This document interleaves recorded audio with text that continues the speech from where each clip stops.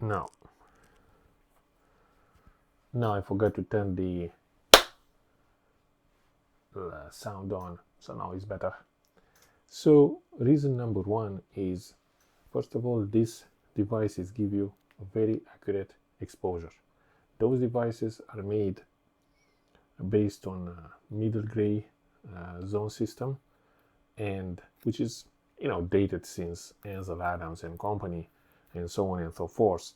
So it's nothing new about zone system, but it's something that back in the days where there was absolutely no way to get a feedback from your film camera, that was the only way to simply get the exposure so you won't waste the film.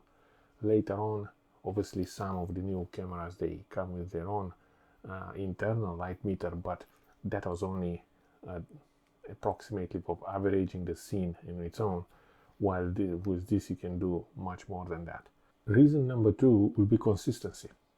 While you are using this device, it's very easy to note down the aperture values and the ratio between lights. So if you have a shooting that will take for many days, but it will happen in the same location, obviously you won't remember exactly what type of ND filter it was you are using, what was the aperture, unless somebody is noting this down. And it's very easy to note the settings that this device will give you, rather than, I don't know, take a picture of the waveform or of a false color display with your mobile phone and note the exposure in IRE values. This is much more difficult to communicate with your team or to remember the settings, while with this device you just simply note down probably the aperture value, because here in photography and especially in cinematography, we don't actually change the ISO or the shutter speed.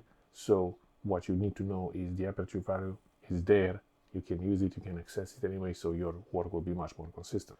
Number three reason is that it gives you the dynamic range of the scene that you have in front of you, and that's very useful because you can compare the dynamic range of the scene with the dynamic range of your sensor through information provided by the manufacturer or by your good self during your own test. So obviously you can perfectly pinpoint highlights and shadows of interest, and then you can average the scene, and you can have some of the tones blown out or crushed based on your preference, but you will know for sure that what you want to be captured is captured, and it again is very precise in a very precise manner.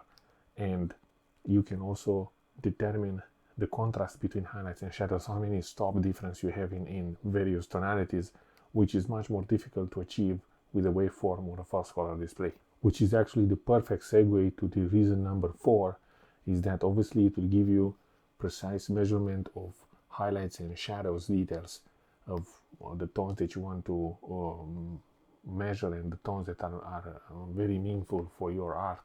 So you'll know exactly how many stop above or below middle gray you can capture with your sensor for that particular scene. If you are using, for example, zebra, most of the cameras have one zebra value. If you're lucky, you're going to get two, but you're not going to get three.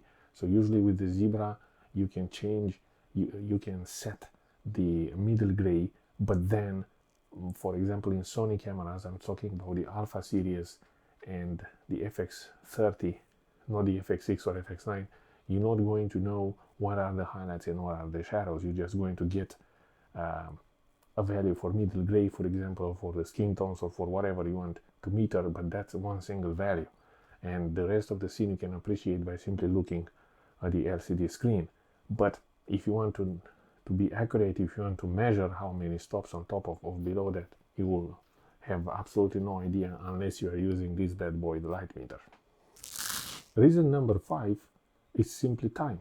Time is our most valuable currency, and this is a time saving, because whenever you can either use this device in incidental mode, or you can use it switching from here in spot meter, and those functions we'll be talking about in the next video. This device is made to make our life easy. So with the press of a button, which is here on the side, you can basically point the dome to your subject in the light of your subject, and you take an exposure like so.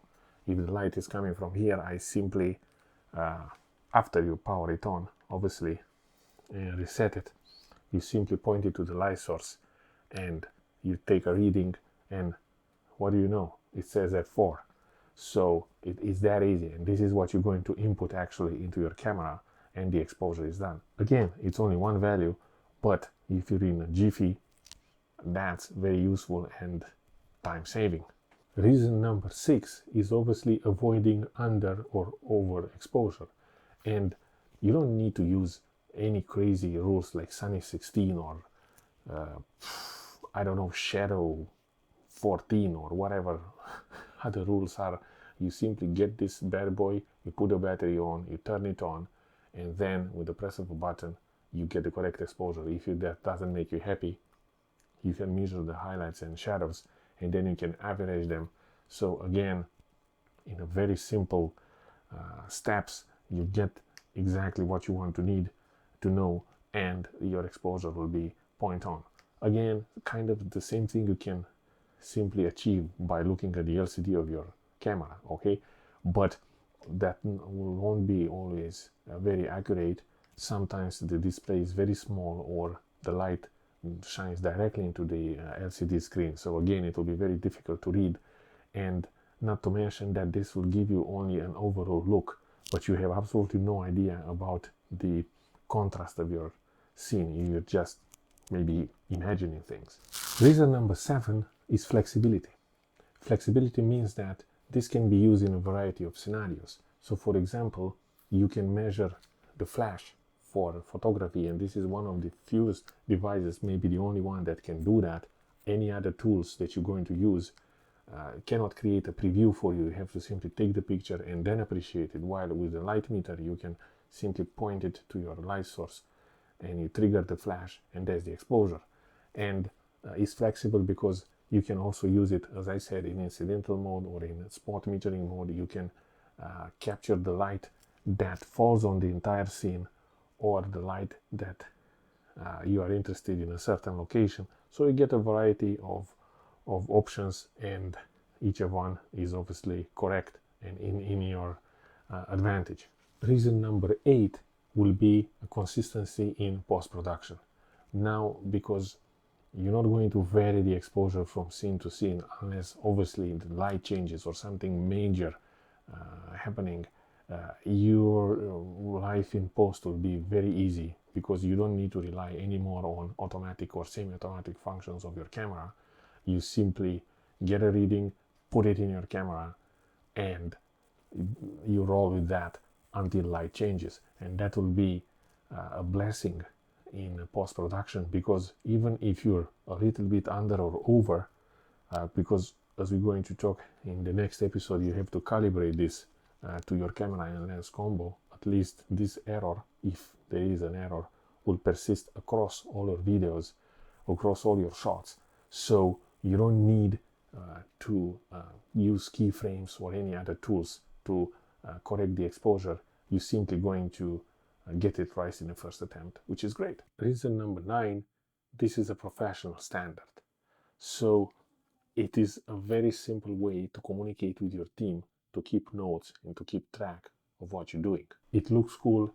The moment you wear some of these bad boys with you on the set, people obviously get confident, because once you get the knowledge how to use this device, which to be honest is not rocket science, but at least people can get reassurance that you know what you're talking about, you have a plan, you have a purpose, and you can take notes, and your work will become consistent and ultimately to look much more professional compared to someone which simply appreciating everything on the back of the LCD, and then in the post he gets a huge disappointment because he didn't realize that the camera was having a lot that he's not aware of, and he doesn't know how to measure with that lot, so everything will become a nightmare. This device doesn't take into consideration the sensor, the camera manufacturer, the gamma curve. It simply measures the light that falls on your subject, or light that is reflected, and it's an absolute brilliant tool. And reason number 10, which is also crucially, that is ultimately it will improve your creativity. Why? Because you don't need to always be worried with all the technicalities, how each camera curve responds, where is the middle gray for each camera, which camera am I using, how is this different to mine, is it a full sensor, is it a crop sensor, do I need to overexpose by 1/3 of a step, do I need to get it in the ballpark, what LUT has been used? No, you just point it to the light, you can create, you can measure different ratio between highlights and shadows, and this is going to input in your camera, and then you'll be focusing on creativity, on composition, on talent, performance, and things like this. An absolute brilliant piece, and I obviously recommend this to anyone.